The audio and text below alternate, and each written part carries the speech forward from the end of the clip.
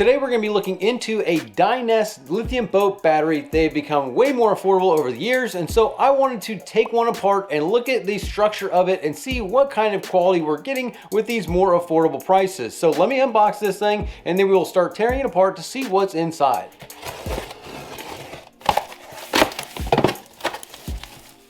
Instructions. Ooh, not sure. Okay, these are the bolts that lock it down. Nice packaging here.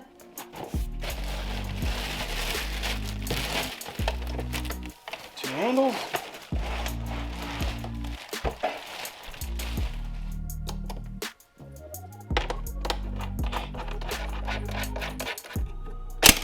So this thing looks pretty good. Got all the nice fancy stuff. It's got a nice looking label. 12.8 volts, 100 amp hour, 1280 watt hours. Mini trolling motors, what do they call it? The Life PO4, lithium iron phosphate, App Store, Google Play, get the app so we can get the Bluetooth. I'll do that in just a second. So this is a LFP 12.8, 100 amp hour, 1280 watt hour Dyness. It looks like the AR 1.2 mini Bluetooth. Nominal volts 12.8 volts, nominal capacity 100 amp hours, nominal energy 1280 watt hours, maximum continuous discharge charge current is 100 amps 1C, max charge volts of 14.6 volts, recommended charge current 20 amps 0.2 C, FC ID blah blah blah. Nice little handles here. It's actually pretty light. Let's see here. I know that these things is I know this is a IP65, so it's not an IP67, which all that means is that you can't submerge the battery. IP67 just means that you can submerge stuff for like 30 minutes at like 1 meter or something like that, whereas IP65, you can't submerge them, they will leak. How I can open this thing out, I am not sure. I should probably turn on the Bluetooth. Again, before you get going here, do not do stuff like this at home.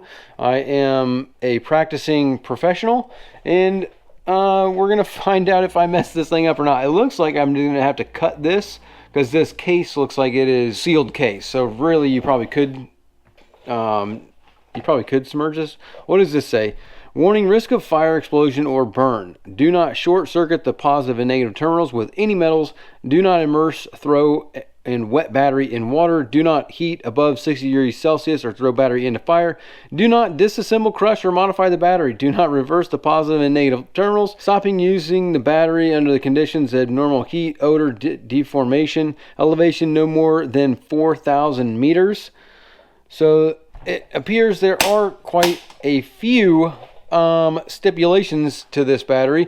Obviously it says do not disassemble, so I'm not going to disassemble. I'm going to open and disassemble is probably not the same thing, but I'm not a doctor, so like I said, I think I'm gonna have to cut along this edge to get this thing to open up. So let's start with that.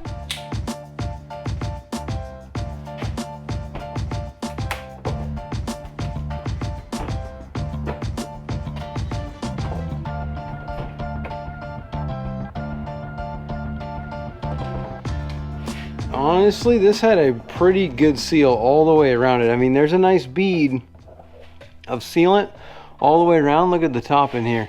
So I'm actually going to give them a pretty good rating on that. Like that, sealed all the way around. A little bit less there.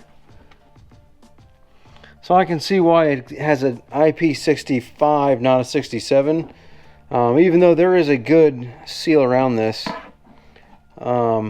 Very, very interesting how our posts here on the top, they got those insets there where your screws go, and then they're just strapped like that with sealant on there. I'm not sure what the sealant is all about, but very interesting.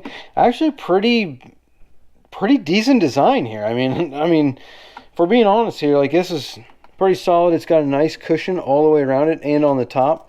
This board is, I'm not sure how this is attached around this cell here. It's strapped down with some tape.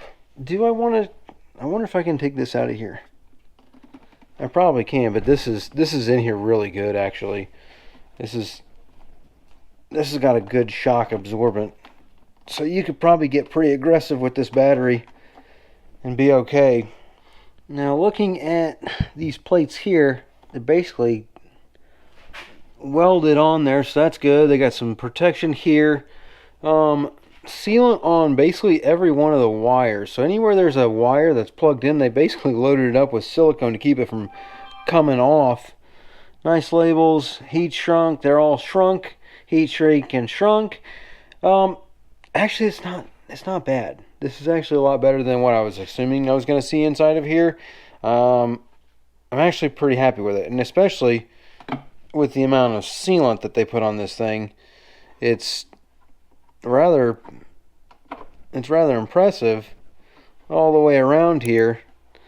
That's why it gave me a pretty good struggle trying to get this thing open here. I probably shouldn't have stuck the knife in over here and cut into that. I probably could have cut a wire. That's why they tell you not to disassemble these things.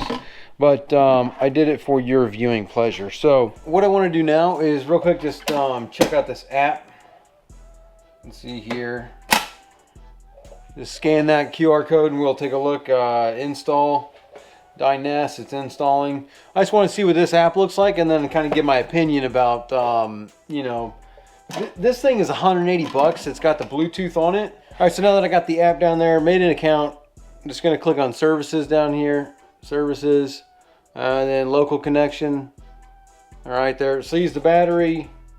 Scanning nearby devices, that's found. Okay, it's loading it now.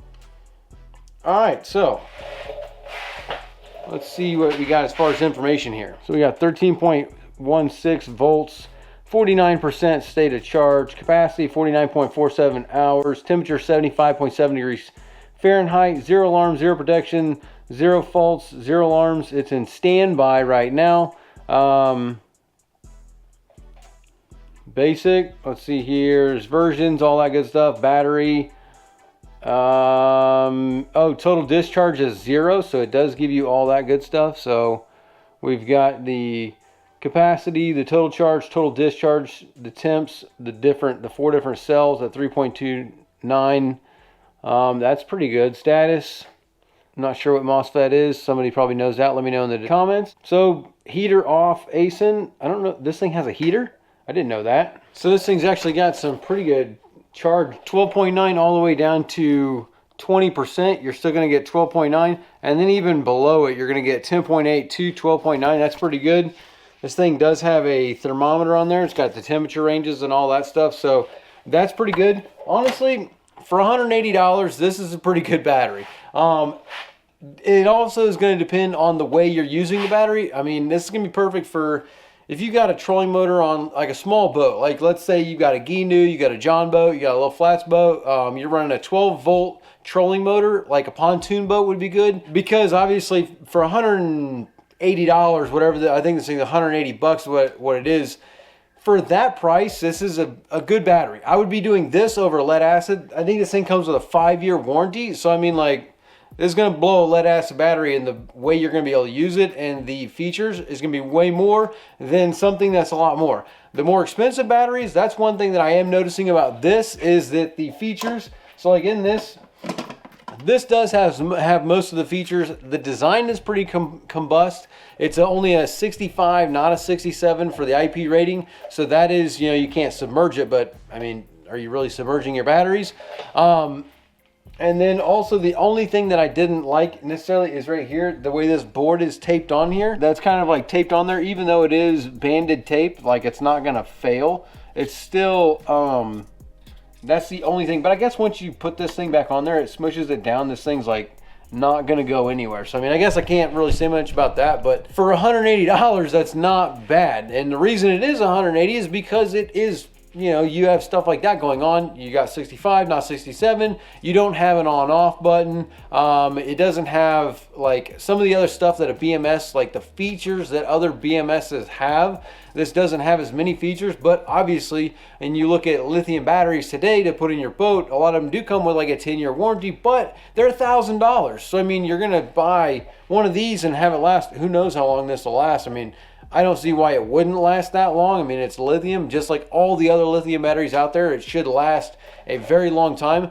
So if you got a 12-volt trolling motor or you're running lights and stuff like that, and little boat, John boat, something like this, this is a really good option that's going to be way better. It's the same price as a lead acid battery. If you buy an AGM 12-volt marine battery, they're going to be, it depends. There's some cheaper ones out there for like $150, I bet, but usually they're like $300-$400. So it's, for that amount of time, even if you got a 3-year warranty with it, you're not going to get the same performance like you will out of a lithium than you would a lead acid for your trolling motor, plus for your lights and all that stuff. So I would say this is a pretty good option on the cheap side of stuff. Now, if you're out there doing stupid stuff like you're, wave hopping, you're flooding the boat, going over waves and stuff like that, and getting a lot of water in the boat, you are just going to leave the battery sit out in the sun all day long with no kind of protection. You're just kind of leaving it there. I would be cautious about that, because lead acid is a lot more durable than lithium.